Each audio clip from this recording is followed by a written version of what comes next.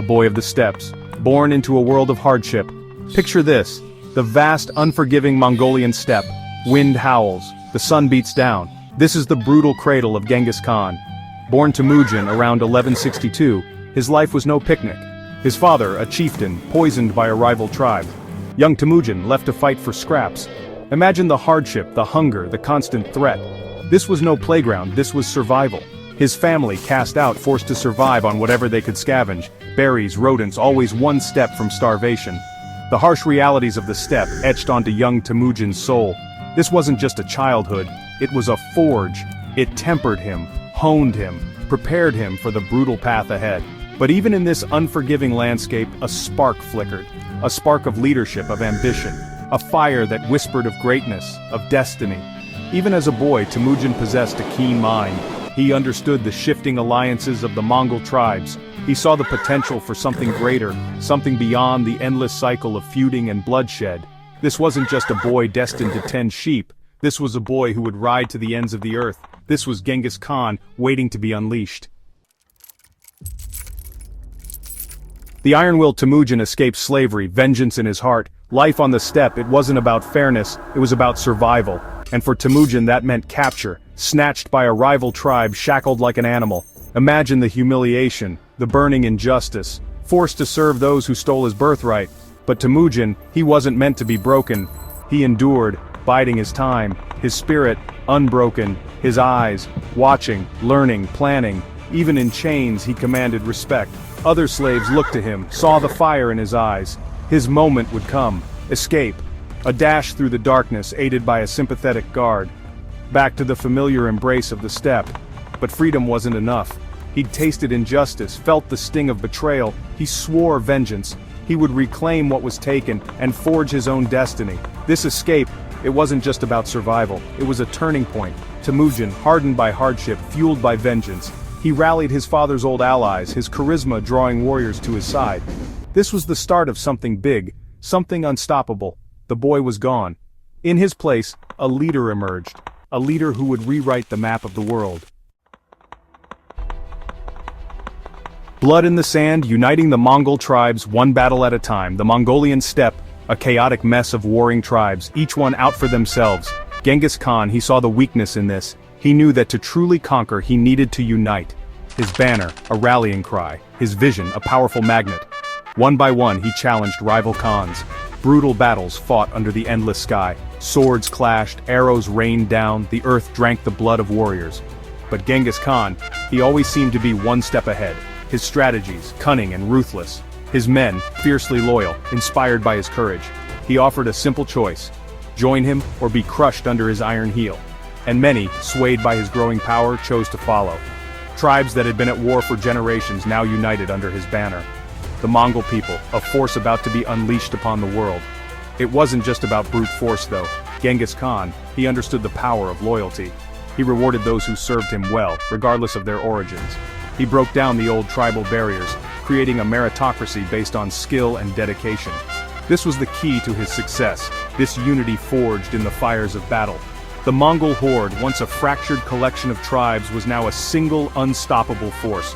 And at its head, Genghis Khan, the man who had brought them together. The Khan's tactics, military genius, speed, and terror. Genghis Khan, he wasn't just a warrior, he was a military genius. His armies, a whirlwind of destruction, their tactics, revolutionary. They moved with lightning speed, appearing out of nowhere, striking fear into the hearts of their enemies. Horses, the key to their success. Mongol warriors born in the saddle. They could cover vast distances, appearing where least expected. Their enemies, bogged down by heavy infantry, stood no chance. Imagine the terror of seeing the Mongol horde crest a hill, the sun glinting off their armor. But it wasn't just speed. Genghis Khan, he embraced new technologies, siege weapons, gunpowder, all used to devastating effect. He studied his enemies, exploited their weaknesses. He wasn't afraid to retreat if it meant gaining a tactical advantage. His mind was a weapon as deadly as any sword. And then there was the fear. The Mongols, they were masters of psychological warfare. Tales of their brutality spread like wildfire. Cities surrendered without a fight, terrified of the consequences. Genghis Khan knew that fear was a powerful weapon, and he used it ruthlessly. This wasn't just about winning battles, it was about breaking the enemy's will to fight. Genghis Khan, he understood that true victory lay in crushing your opponent before the first arrow was even fired. Section 5. A Tide of Horses. Crushing the Khwarezmid Empire, a lesson in fear. The Khwarezmid Empire, a powerful force in Central Asia. They thought they were safe, protected by vast deserts and towering mountains. They underestimated Genghis Khan, his fury unleashed upon them like a thunderbolt. The reason? A simple trade caravan destroyed by a rogue governor. A grave mistake. The Mongol horde, a tide of horseflesh, surged across the steppes. Cities that had stood for centuries reduced to rubble. Samarkand, Bukhara, Merv, all fell before the Mongol onslaught. The Khwarezmid army, shattered by the Khan's brilliant tactics.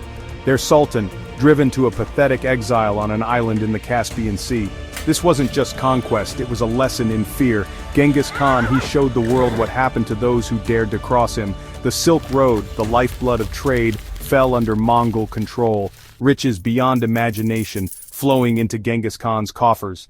The message was clear: defy the Khan and face annihilation. Section 6. The Silk Road bends riches of the East flowing into Mongol hands. With the Khwarezmid Empire in ruins, the Silk Road lay open.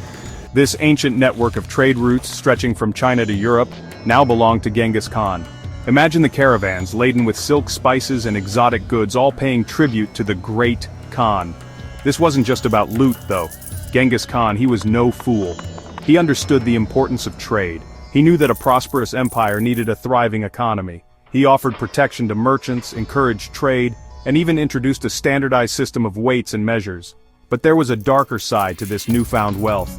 The Mongols, they were warriors at heart. And with their newfound riches came a thirst for luxury, for indulgence. The Mongol court, once a Spartan affair, became a place of opulence and excess. Genghis Khan, he walked a fine line. He needed to keep his warriors happy, to reward their loyalty. But he also needed to ensure that they didn't lose their edge, that they didn't become soft from their conquests.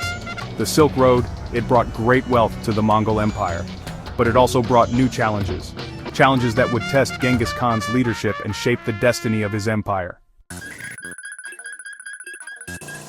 Section 7. From Pacific to Europe. The largest contiguous land empire in history. Genghis Khan's ambition, it knew no bounds. With Central Asia firmly under his control, he turned his gaze east and west. From the Pacific Ocean to the borders of Europe, the Mongol Empire spread like wildfire. No army could stand against them, no city could withstand their siege. His sons, trained in the art of war, led armies in all directions. Ogadai, his chosen successor, pushed into China, conquering the Jin dynasty. Yochi, his eldest, subdued the tribes of Siberia. The Kipchaks, the Cumans, the Rus, all fell before the Mongol war machine. This wasn't just about conquest, though. Genghis Khan, he genuinely believed he was creating a better world. He despised treachery and corruption, and his laws, known as the Yasa, were surprisingly progressive. He promoted religious tolerance, protected merchants and ambassadors, and forbade the torture of prisoners. Of course, his methods were brutal, cities were razed, populations slaughtered. But for those who submitted, life under Mongol rule could be surprisingly peaceful. Genghis Khan, he understood that a stable empire needed more than just fear. It needed law, order, and a degree of prosperity. The Mongol Empire, it stretched from the Sea of Japan to the Dnieper River. Never before had the world seen such a vast, interconnected realm. Genghis Khan, he had achieved what no one thought possible. He had united the tribes of the steppe and unleashed them upon the world. Section 8. Legacy of the Khan. A brutal conqueror, but a unifier of nations. Genghis Khan, he died in 1227, his empire still expanding. He left behind a legacy as complex and contradictory as the man himself. On the one hand, he was a ruthless conqueror, responsible for the deaths of millions. His name, forever linked to destruction and terror. But Genghis Khan, he was more than just a butcher. He was a brilliant strategist, a charismatic leader, and a shrewd politician. He united the fractured Mongol tribes, creating a powerful empire that stretched across continents. He established a legal code that promoted tolerance and trade. He opened up the Silk Road, facilitating cultural exchange and economic growth. His descendants, they continued his work. Kublai Khan, his grandson, conquered all of China, establishing the Yuan dynasty. The Mongol peace, it lasted for over a century, a period of relative stability and prosperity. History, it's written by the victors. And Genghis Khan, he was nothing if not victorious. But his legacy, it's more nuanced than simple conquest. He was a destroyer, yes, but he was also a builder, a unifier, a man who left an indelible mark on the world. Section 9, Echoes in the Sand. Genghis Khan's impact on the world stage. Genghis Khan, he may be gone, but his impact on the world, it still resonates today. The Mongol Empire, it didn't last forever. But its influence, it can still be felt in the genes of millions, in the cultural landscape of Asia, in the very idea of a globalized world. Think about it. The Mongol conquests, they redrew the map of Asia. They facilitated the spread of ideas, technologies, and religions. They connected East and West, paving the way for the Renaissance and the Age of Exploration.